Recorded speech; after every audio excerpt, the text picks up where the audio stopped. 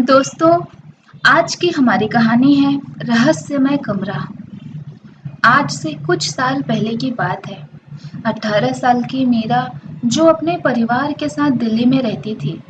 College की छुट्टियां मिलते ही मीरा अपनी बड़ी बहन शिवानी के घर लखनऊ चली जाया करती थी। लखनऊ में शिवानी अपने पति और 2 बच्चों के साथ एक हवेली नुमा घर में रहती थी। मीरा के जीजाजी बड़े ही गुस्सैल और स्वार्थी किस्म के इंसान थे, जिस वजह से उनके घर मेहमानों का आना जाना बहुत कम होता था। एक दिन मीरा के जीजाजी को कारोबार के सिलसिले में कुछ दिनों के लिए शहर से बाहर जाना पड़ा। शिवानी ने फोन करके मीरा को अपने यहाँ बुला लिया। मीरा अपने बड़े भाई के साथ लखनऊ पहुंच जाती है। उसको देखते ही शिवानी के बच्चे बहुत खुश होते हैं। 2 दिन बड़े मजे से बीतते हैं।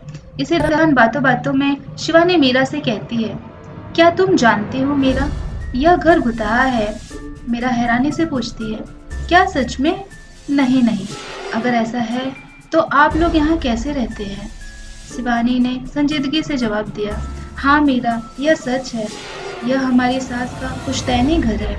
शिवानी ने गहरी सांस लेते हुए कहा, जब मैं यहाँ ब्याह कर आई थी तो मेरी सास ने मुझे सख्ती से कहा था कि कोने वाले कमरे को हमेशा साफ सुथरा रखना है और उसमें कभी कोई सामान न रखा जाए। आपने कभी महसूस किया कि आपकी सास ठीक कहती थी?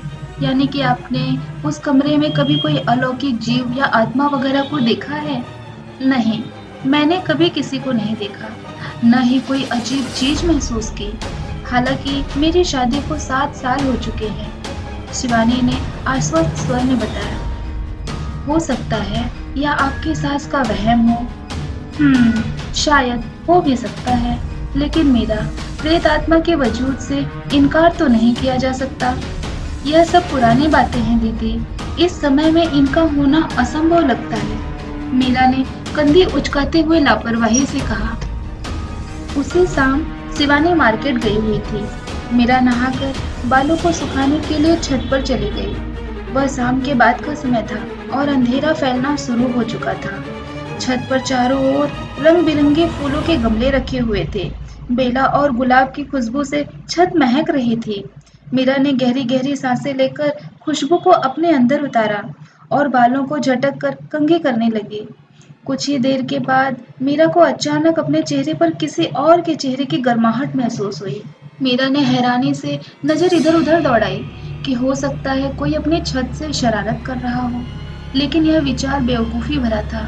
उस गली में सिर्फ शिवानी का घर ही 2 मंजिला था, बाकी सारे घर 1 मंजिला थे, इसलिए किसी को देखने का सवाल ही पैदा नहीं होता।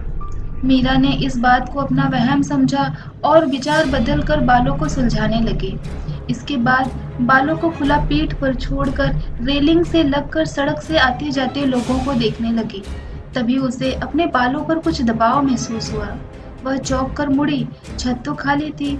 इस बात को वह अपना वहम करार नहीं दे सकती थी, क्योंकि उसने दबाव बखूबी महसूस किया था। यूं लगा जैसे उसके बालों पर हाथ रखा गया हो और उन्हें हाथ में लेकर महसूस किया हो।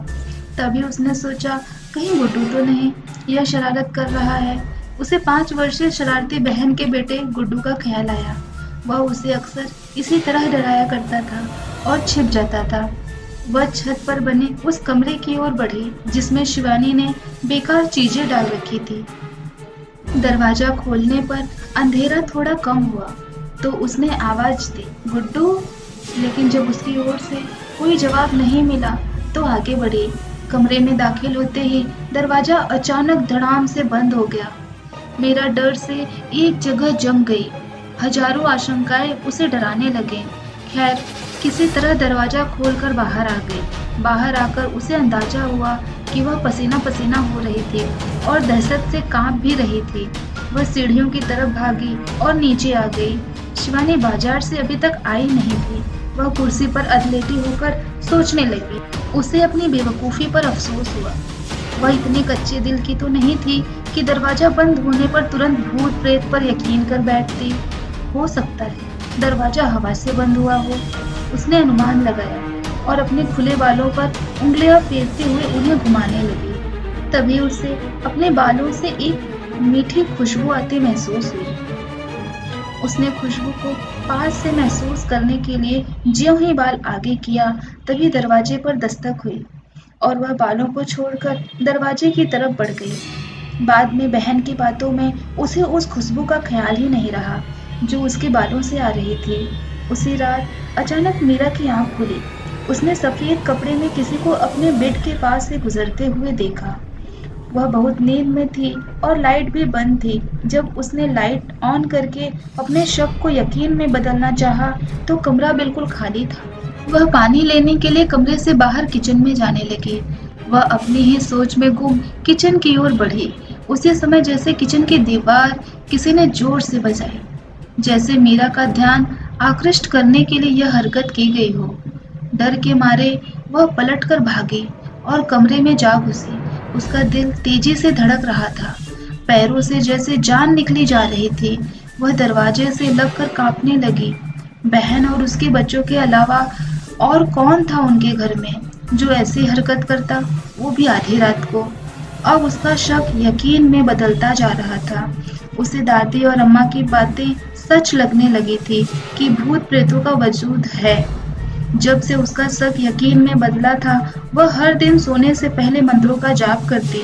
उसकी दादी अक्सर कहा करती थी, यह अच्छी आदतें हमें बुरी शक्तियों से बचाकर रखती हैं।